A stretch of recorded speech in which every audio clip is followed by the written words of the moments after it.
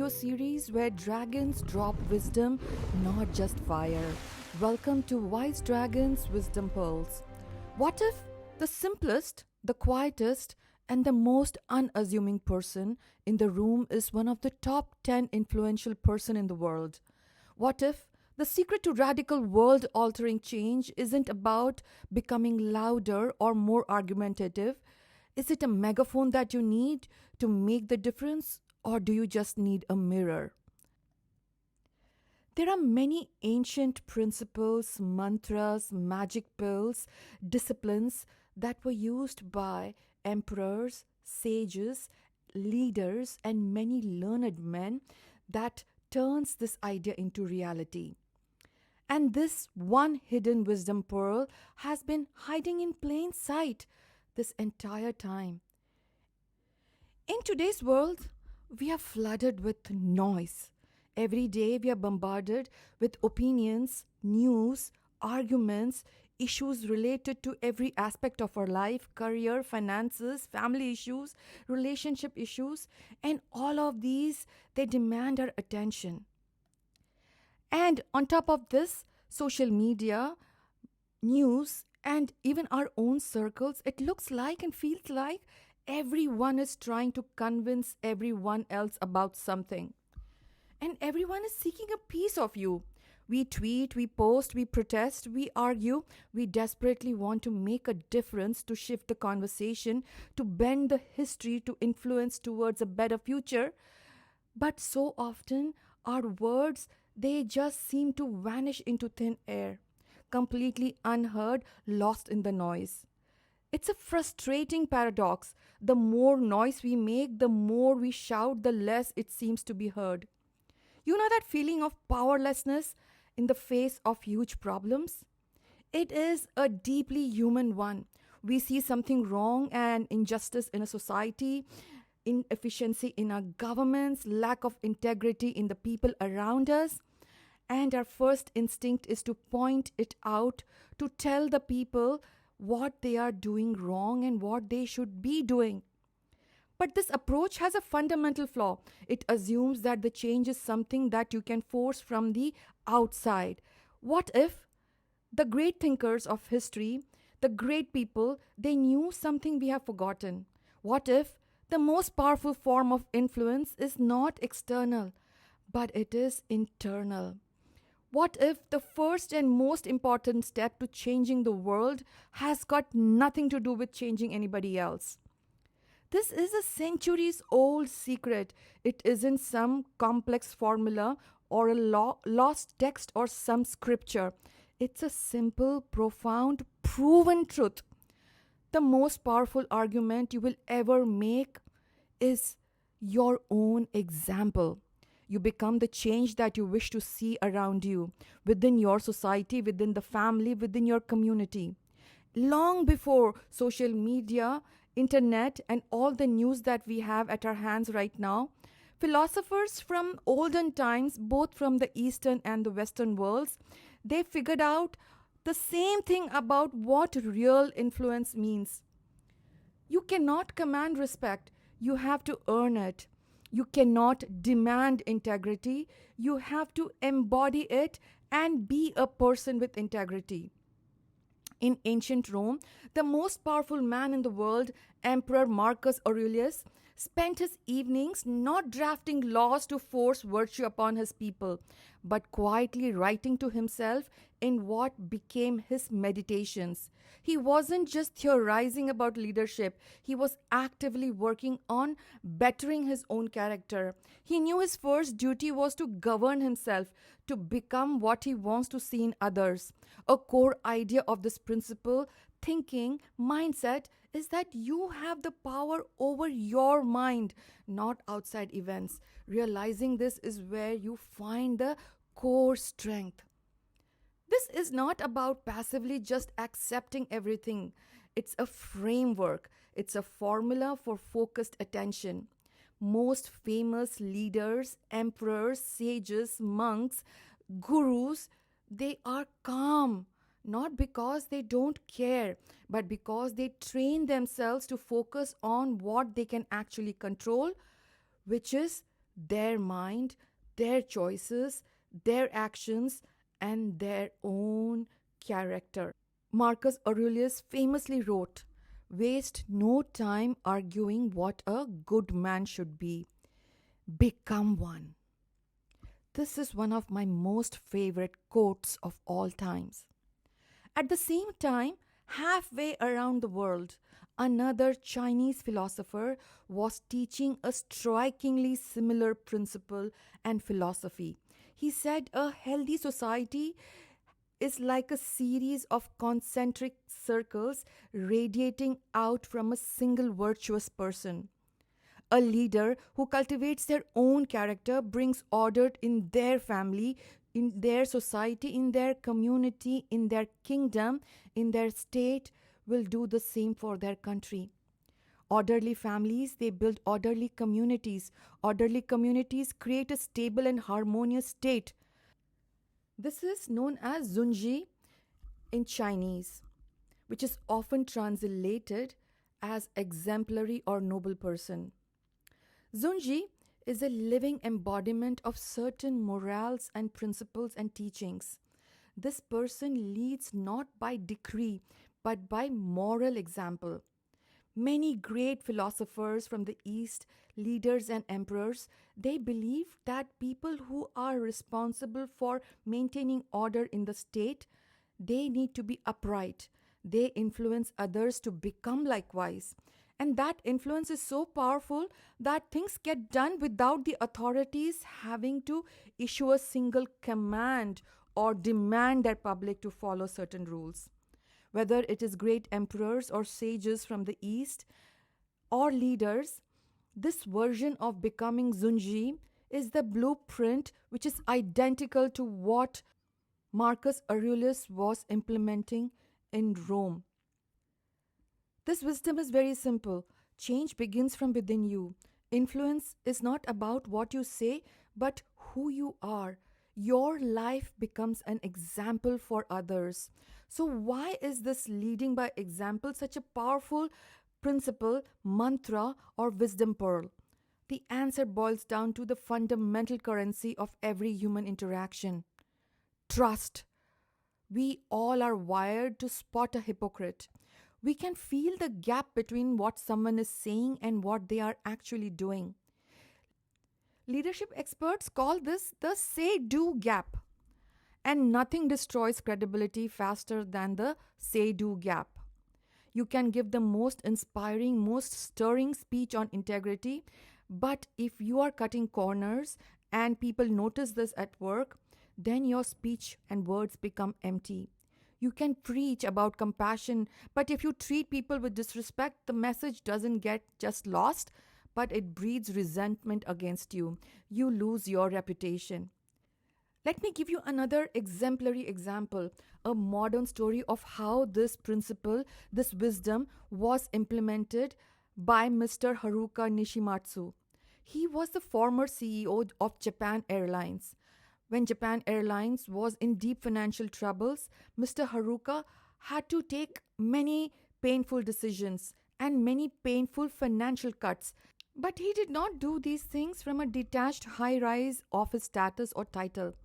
The first thing he did was he slashed his own salary, making it less than his own pilot's. He got rid of his chauffeur-driven car, and he started taking the public transport to work. He tore down the walls of his office and he started sitting along with his colleagues in an open plan space. He ate in the company cafeteria and he stood in line just like everyone else. These weren't PR stunts, they were a living demonstration of his principles and philosophy. Mr. Haruka's actions, it sent a direct message that no corporate memo could ever do. We are in this trouble together. Your sacrifice is my sacrifice, and I am in this troubled times with you through and through. This profound act of solidarity, it built an incredible trust and loyalty throughout the company. The result was stunning. It revived the morale and performance of the company, contributing to one of the most remarkable turnarounds in corporate history for Japan Airlines. These stories of Marcus Aurelius and Haruka Nishimatsu are separated by almost 2500 years, yet they teach the same example and the same lesson.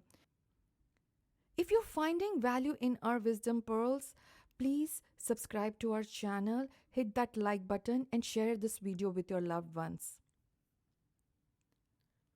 Living this truth isn't about being perfect.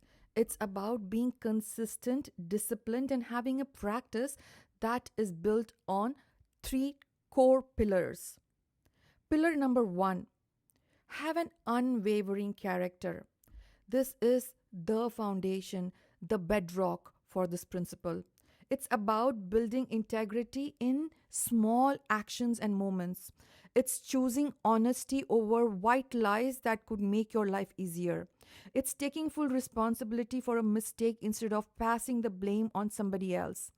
It is treating everybody the same irrespective of who they are in the community. It's practicing humility even when you have the right to be proud, bossy, or arrogant. Real character isn't a performance that you put in front of others. It is a default setting of your character. It's an unwavering commitment to your values, your ethics, your principles, and your beliefs. Especially when it is hard and when nobody is watching, you continue to be carrying that pillar with you. Pillar number two, consistent action. Character is an internal factor, but it's expressed through action. This pillar is about being reliable and competent. It's about showing up, doing your work perfectly the way it should be, and honoring your commitments. When you say you will do something, people should know that it will get done. This consistency builds a reputation of dependability and reliability. That becomes a hallmark and an influence of its own kind. People naturally trust those whom they can rely on, and they will also follow through. This is what it means to turn your values and ethics into a daily lived reality. Pillar number three, and my most favorite one, the compassionate connection. A person of strong character and consistent action inspires instead of alienating or dominating. It's about building genuine connections. It's rooted in empathy and a real effort to understand where others are coming from, and treating every single person with dignity, respect, regardless of who they are. As our great teachers and great leaders of various times have taught us, a true leader serves and protects the people they lead. This is not about being soft, it's about recognizing that real leadership is an act of service. It's creating an environment where people feel safe, valued, seen, and trusted. When you integrate these three pillars, you just don't become a good person. You become a force of nature. You become an individual, a leader that people want to connect with. They want to associate with you. They are proud to be known as part of your extension. You become a person that people want to constantly follow and understand how to become similar to you. Not because they have to, but because they are inspired by you and because they see the benefits of becoming an individual with great integrity like you. And here's where the real magic happens. When you focus all your energy on mastering yourself, your character, your actions, your compassion, you stop trying to control the world. And paradoxically, that's when you start to influence, and it's most profoundly impactful. You indirectly start to convert people around you to become the change that you want to see in your family, society, in your country, in the world. By becoming an example, people see the quality of life that can be led through honesty and integrity. And it is okay to have less money, but it is more important to have a happy heart, a peace of mind, and a smile on your face. When you admit, you start spreading around you the true joy and the journey of excellence of life. When you treat others with respect, you set new standards of interactions that slowly removes toxicity and contempt. Your personal standards becomes the group standard. Your personal standards becomes the standard of the community. It becomes the standard of the society, the nation, and then eventually the world. Great philosophers, thinkers, and emperors in the past saw this as the only path to a harmonious, high quality society.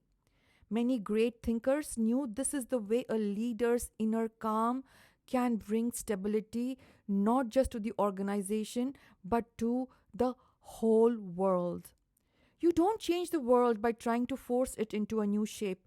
You change it by becoming that gravitational center for a difference, a better way of being. And others get drawn to that quiet power of yours by example, and they will start to adjust and reform. They will start to change their behavior, not because you are asking them to, but because you have shown them as an example a more compelling way and the benefits of doing it. This is how you change a team, a company, a community, a state, a nation, and the world. One life, live with intention, creating endless ripple of positive change. The secret then was never really a secret. It's been here with us all along, in front of us, in writings, in teachings by great emperors, sages, leaders, gurus. You can't inspire what you don't embody. You cannot teach others what you don't practice. You cannot lead people where you want them to be going without you being willing to go there first yourself. In our modern world of quick fixes, viral moments, and social media madness, we've been looking in the wrong direction. We are trying to edit the world without first revising ourselves. The timeless wisdom of our great lives that have lived before us for centuries and for thousands of years, their thinking, their experiences, their teachings reminds us that true influence comes from principles that only grow more valuable over time. So, here's a challenge for you. Don't try to change the world this week.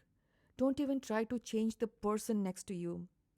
Don't try to change your spouse or your children. Don't try to change anybody. Instead, just pick one value that matters the most to you. Maybe it's integrity, maybe it's patience, discipline, or kindness or honesty. And for the next few weeks, stay dedicated to living it completely. Not just talking about it, but embody it. Experience it in every choice, in every interaction. Notice what changes. Notice the shift in yourself and in the world around you. Because the loudest statement you will ever make isn't with your voice, it's with your choices, with your actions, with your life. And when you become the change you want to see in the world has no choice but to take notice and to become that change. If you like this video, please don't forget to subscribe, hit that notification button, like, and most important thing, comment. We would like to hear your thoughts, your feedback, and your ideas. We would like to grow with you on this journey beyond excellence. Thank you and goodbye.